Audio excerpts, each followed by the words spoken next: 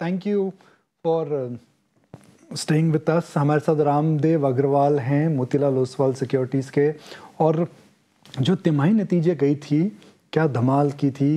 एक प्रकार का नया लैंडमार्क उन्होंने क्रिएट करा है। जी हाँ, मोतीलाल ओसवाल सिक्योरिटीज़, जिसके मोतीलाल ओसवाल फाइनेंशियल सर्विसेज, इस ब्रांड को हम सब जानते हैं, और इस कंपनी ने पहली बार 1, 2, 3, 4 हज़ार करोड़ का क्वार्टरली प्रॉफिट करा। तो बहुत बहुत बधाई हो जी। एक ड्रीम नंबर था मगर आपने कर दिखाया।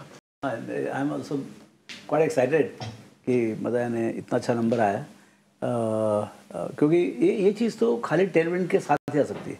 मेहनत तो हम सभी लोग करते हैं, हर आदमी करता है, हर बिजनेस में, हर every entrepreneur is doing the best of the efforts, लेकिन इस टाइप का रिजल्ट आता है because of the extraordinary talent in the business.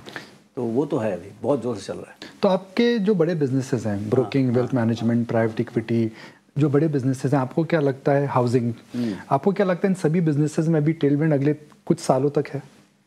अभी तक तो है, मतलब हमको ऐसा लग रहा है कि ये देखिए सोर्स कहाँ से है। जब आपका जो कस्टमर बेस है, all the business for customers finally, तो हमारा कस्टमर फेसिंग है। We are 98% of the pin codes we are present. This is ultimate retail. Motilal Oswal का जो रिटेल रीच है is unprecedented, 98.5% of pin codes.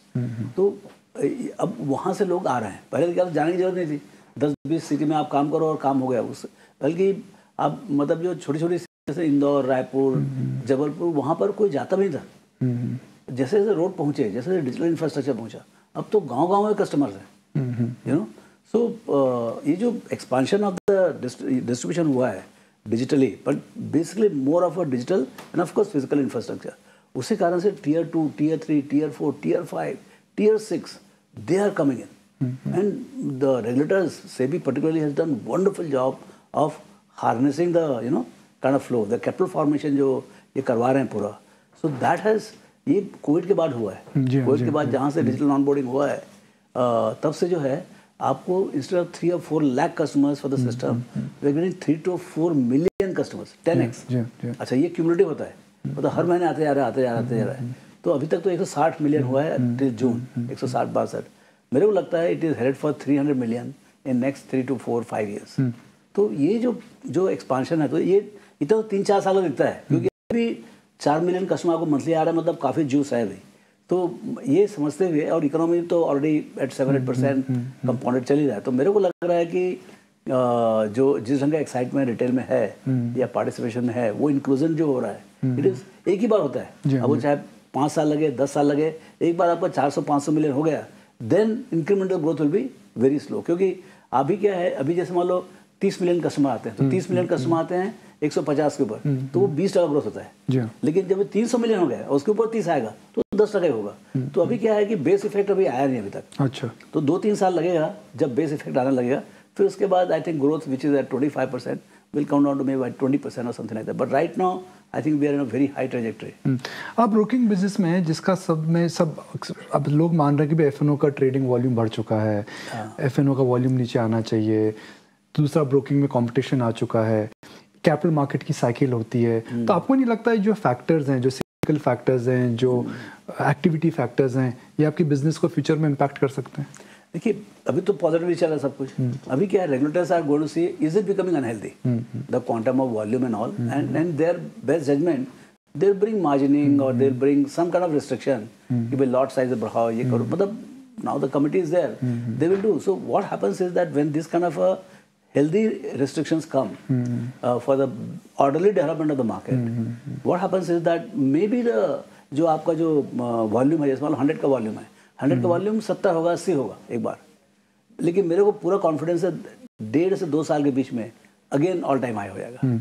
क्या करना चाहिए निवेशकों को इस मार्केट के अंदर? कई प्रकार के व्यूज इस समय चल रहे हैं। कई लोग बोलते हैं कि भाई मार्केट में इस समय वैल्यूएशन ज़्यादा है, महंगी हो चुकी हैं, पार्टिसिपेशन ज़्यादा है, आईपीओज गर्म है, पैसा बहुत ज़्यादा और बहुत जल्दी बन गया है, तो क्या करना चाहिए निवेशकों को?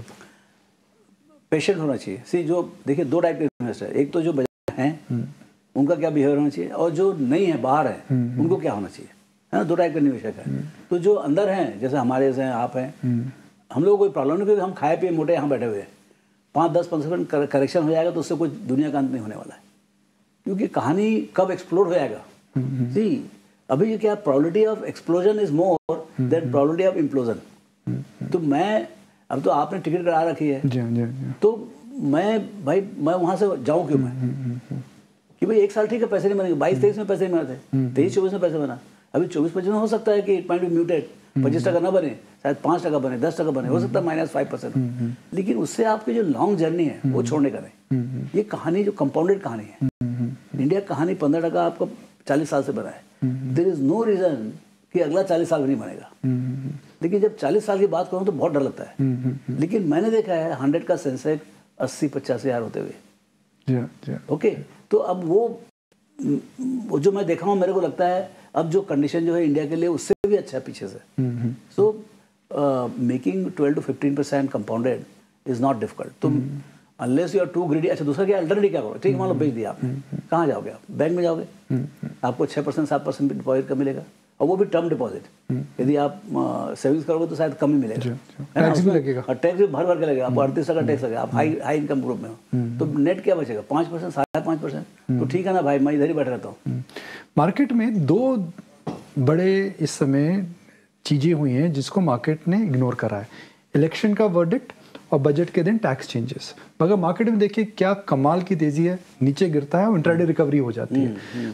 तो मार्केट के ये जो दो इवेंट्स हैं अनएक्सपेक्टेड थे, फिर भी मार्केट नहीं गिरा। ये मार्केट के बारे में क्या बताता है, क्या दर्शाता है? इसका मतलब ये पहले तो क्या है, इकोनॉमी इज नॉट इम्पैक्टेड। देखिए आपका जो इवन द पॉलिटिकल मैंडेट जो है थोड़ा वीकर मैंडेट है, but broadly it is continuation, है ना। सो वहाँ से आपको ज़्यादा बहुत दिक्कतें नहीं आएंगी, थोड़ा पॉपुलिस्ट यहाँ वहाँ होगा, बट वहाँ ज़्यादा दिक्कतें नहीं आएंगी। तो economy will maintain its trajectory, कोई बहुत बड़ा ड्रास्टिक चेंज नहीं आएगा प्लान्स में। ओके, एज फार एज आपका budget is concern, budget is continuation of the interim budget. तो आप देखें कि इसमें कुछ ठीक है, दोनों इवेंट बड़े थे, तो जो लोग जो बाहर बैठे थे, चाहे फॉरेनर्स हो चाहे इवन HNI जो होशियार लोग हैं, वो सब बाहर बैठे थे कि इवेंट खत्म हो जाएगा फिर हम आएंगे अंदर।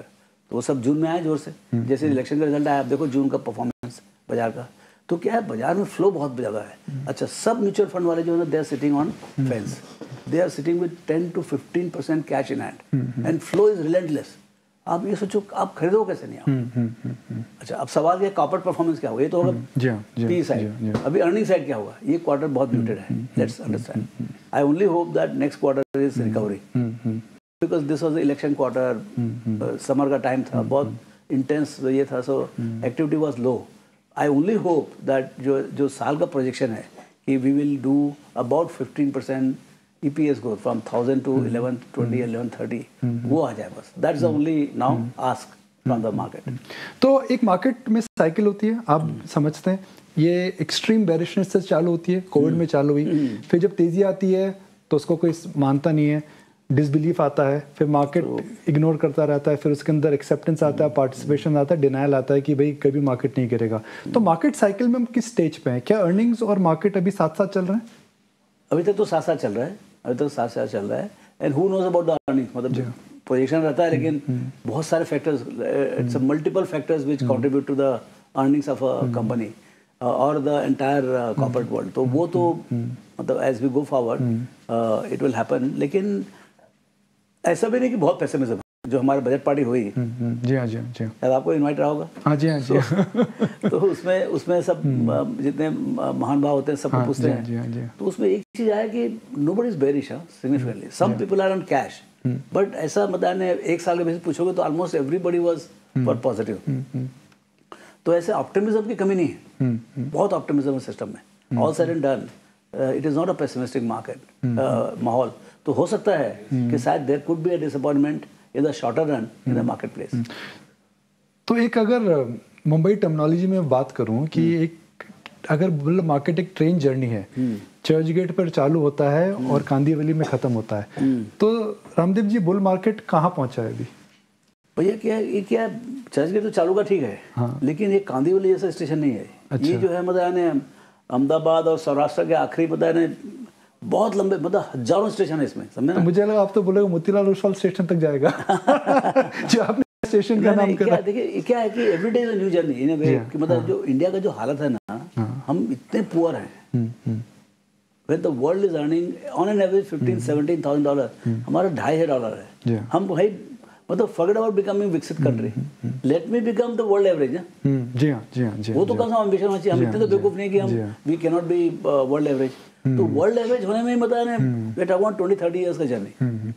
तभी ट्रेन में बैठे रहिए। हम ट्रेन में बैठ रहे हैं बस। अभी ट्रेन है ये ऐसा देखिए, एक्चुअली ये क्या है, ये ट्रेन ऐसा है जिसमें विदाउट ब्रेक है, विदाउट ब्रेक है, स्पीड से जा रहा है, मतलब ये ज़्यादा चला जाएगा। अभी बहुत लंबा रास्ता है, but in between because maybe we have done bit of rapid coverage, मतलब 2-3 साल में काफ़ी जोर से बाजार चला है, तो हो सकता है थोड़ा रुक जाए। जैसे 22-23 में नहीं चला था, 22-23 was a flat year, 23-24 is a bumper year, 24 started well.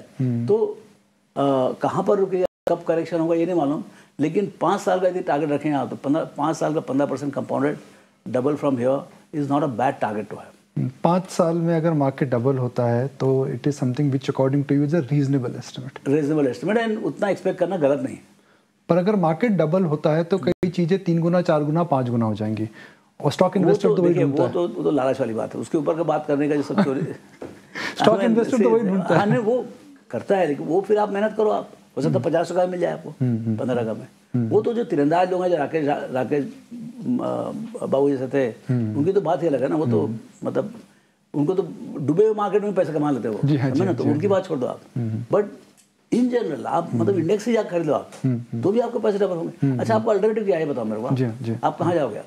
अच्छा, रियल एस्टेट चल रहा है क्योंकि बाजार चल रहा है। रियल एस्टेट बाजार डूबेगा तो उसके पहले रियल एस्टेट डूब जाएगा। तो I don't think real estate is going to do well if the markets don't do well, ऐसा मुझे समझ है। ओके, नाउ बचा गया फिक्स्ड डिपॉजिट में जाओ, फिक्स्ड डिपॉजिट में ऐसे 5 टका मिलेगा।